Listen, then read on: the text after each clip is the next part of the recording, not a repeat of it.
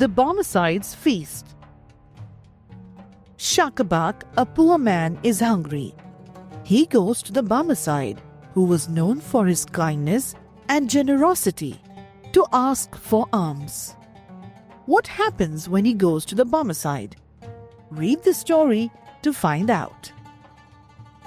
Long ago in Baghdad, there lived a rich old man, Jafar, who was a Barmecide.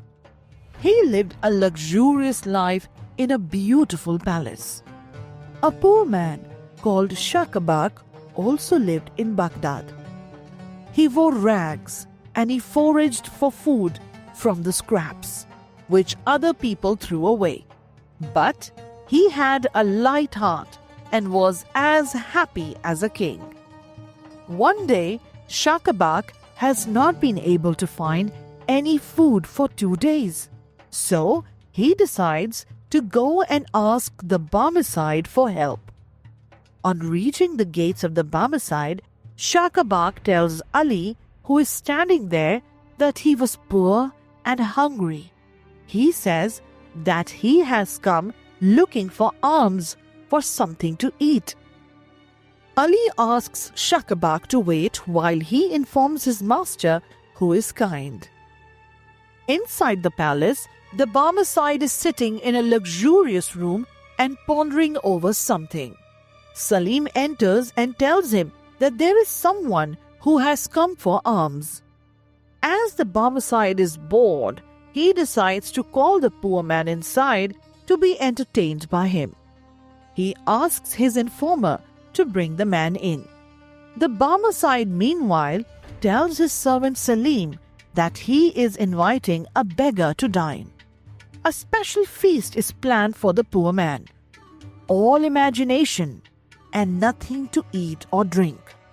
The Barmecide instructs his servants to come in with all pomp, but with nothing at all. Meanwhile, Ali sends Shakabak inside, who passes through many beautiful rooms looking for the Barmecide. At last, he comes to a grand hall with soft carpets on the floor, fine pictures on the walls, and pleasant couches to lie down upon. At the upper end of the room, he sees a noble man with a long white beard. It is the Barmecide, and Shakabak bows before him, as was the custom in that country. The Barmecide kindly asks Shakabak what he needs from him. To this, Shakabak replies that it has been 2 days since he has tasted bread. He says he has come to ask for alms because he has heard that the Barmecide is kind and generous. The Barmecide asks Shakabak to sit and wait for a banquet that will be laid out before him. Then he claps his hands to summon Salim. He instructs Salim to bring in the water to wash hands, and then orders the cook to hurry the supper. He says that the banquet be placed before the noble Shakabak. Shakabak does not expect to be treated so kindly. He begins to thank the Barmecide. The Barmecide asks him to prepare for the feast. Salim enters and pretends as if he has got water and towels for the Barmecide and Shakabak. The rich man begins to rub his hands as though someone is pouring water on them. Though Shakabak sees no basin or water, he thinks that he ought to do as he is bidden. So, like the Barmecide, he pretends to wash his hands. More servants enter as if they are carrying many dishes that they pretend to lay on the table before the Barmecide and Shakabak. The Barmecide and Shakabak pretend to eat. The Barmecide asks Shakabak to eat his fill. Shakabak plays along and pretends to keep eating. Shakabak is almost dead with hunger, but he is too polite to not do as he is told. The Barmecide and Shakabak continue to pretend to eat roasted goose among the many imaginary delicacies.